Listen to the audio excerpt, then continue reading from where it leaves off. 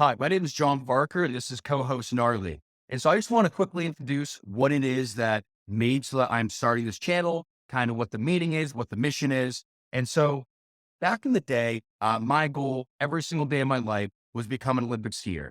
And back in 2005, I was skiing down last run of the day. I was skiing at a top academy, really in the world for ski racing. And a girl, had accidentally cut in front of me.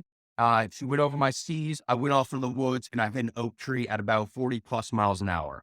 This resulted in my right leg being amputated, which essentially ruined my Olympic dreams. And it was a very dark and hard time that I ended up having to go through. And so during that time, I said to myself, my whole life has been about ski racing. And ski racing is an individual event. It's all about me, right? It's me, me, me. Yes, you could have your local team that you ski with. You obviously want your other teammates to do well, but at the end of the day, it's an individual sport. And so what I did is I really dove into, how do I live now? Because I don't have this skiing anymore, right? And yes, I ended up still going and skiing and, having skiing D1 alongside my college team. Like I still ended up racing, but it was just never the same. And so I was like, how do I live and what do I now put my energy into?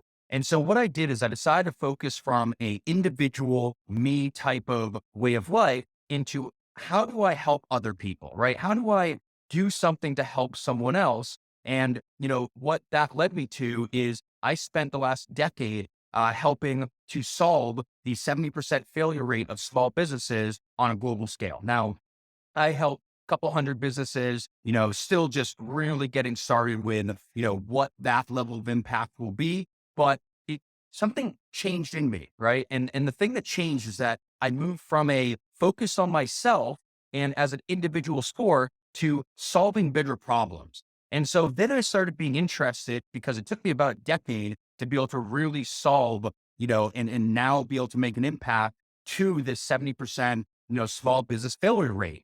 And so I then started applying this to say, what other global problems exist that maybe would interest me?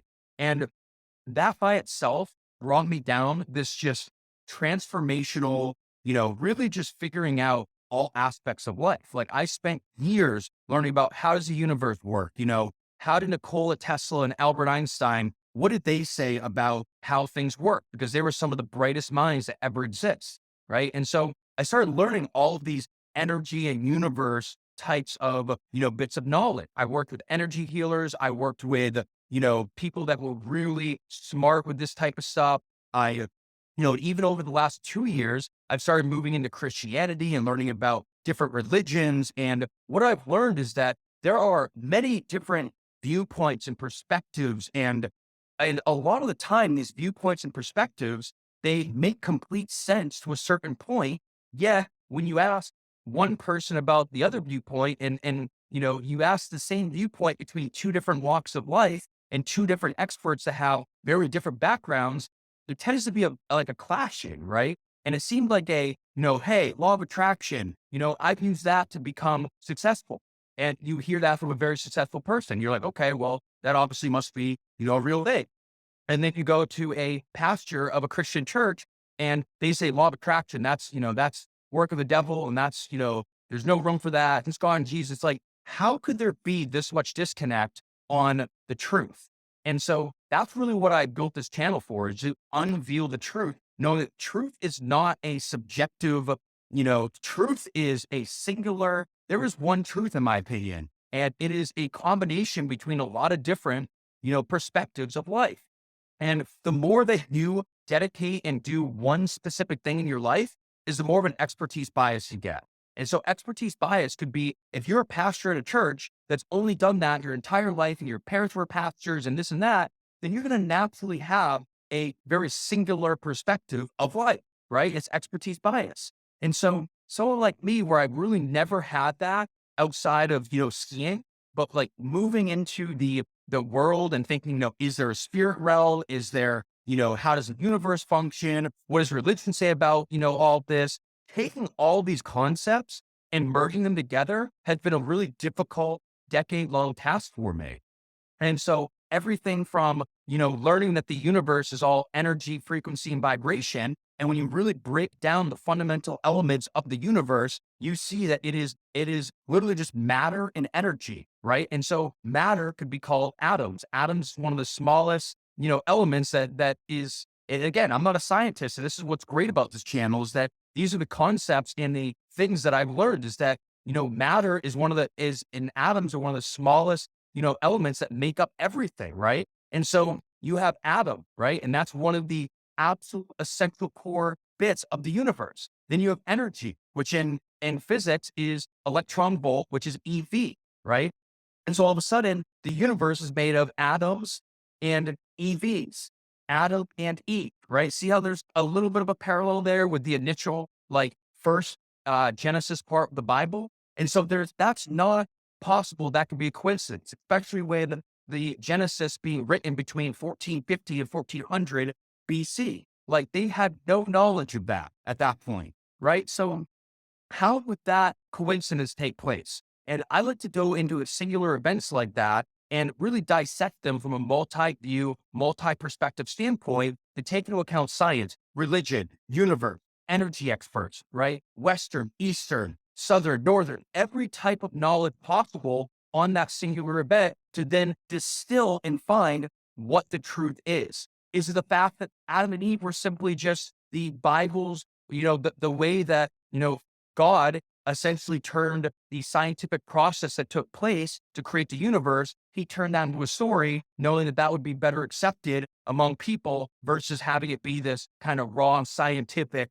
type of thing. Like maybe that's all it was. But that does not then mean that we're going to take a black and white approach and say, oh, now everything in the Bible is just a story, right? So there's a lot of elements that, require diving in, require looking at singular events, and require really digging deep in order to find the truth. And that's what we're going to be doing. Me and Darley are going to be unveiling the truth. We're going to be going through all different types of stuff, things that I've never seen on the internet before, things I've never come across at any point that have really been almost frustrating the last 2 years, especially adding like the religion, Christianity layer that really had a lot of, well, you can't believe in this, you can believe in this. And I really don't like that, right? I don't think that the truth is subjective to your expertise bias. And so that's what we're going to be doing. That's what this channel is about. And I'm going to be bringing some really hot subjects and some really merged topics that have spent a lot of time researching, understanding, that have credible sources.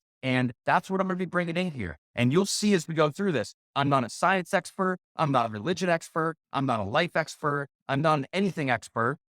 I'm an expert at helping small businesses grow, and I'm borderline expert for skiing, but that's it. And I'm taking all of these perspectives from athletes to pastors to scientists to, to every walk of like the energy healers or workers. And I'm merging these subjects and I'm using really singular events to be able to do so. So we can really take these bite-sized, bits of information. And not only that, but I'm then applying what we find out from merging these subjects directly into daily life. Now, why is that so important? Because I believe that, compound interest is one of the magics of the world. If you care about money or have ever wanted to have money, then you know what compound interest is. And it is a very powerful, universal law.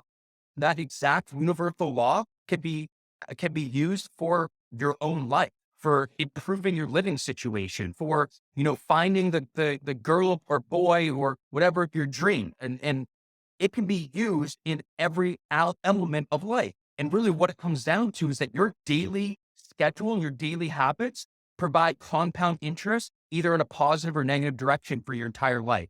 If if you have bad habits that you do on a daily basis, then that is compounding against you. If you have good habits that you do on a daily basis, or you add a habit like drinking enough water or eating healthy or working out or, whatever it's going to be, when you add those habits on a daily basis, you see astronomical changes in your life because that's the power of compound interest. And so me and Gnarly here getting a little fidgety now that he's sitting up on this chair. And, what we're going to be doing is we're going to be really merging these top subjects from top experts. We're going to be taking a new approach that I have personally never seen on the internet. And even if I have seen different parts kind of that do some of the types of things that we'll be mentioning, they never actually apply it to real life. And I believe the application is the final part. It's the most important part. And That's what we're doing. That's what Unveiling the Truth is. And I appreciate you watching this video. I ask for you to subscribe because this is how you're going to gain things that can change your life, can make so that you are viewing everything you do on a daily basis in new light. Thanks. I'm John. This is Gnarly, and it's time to get this guy fed and off this chair now. Say bye, Gnarly. Bye bye. Say bye. Yeah, good enough. All right. See you guys in the next video.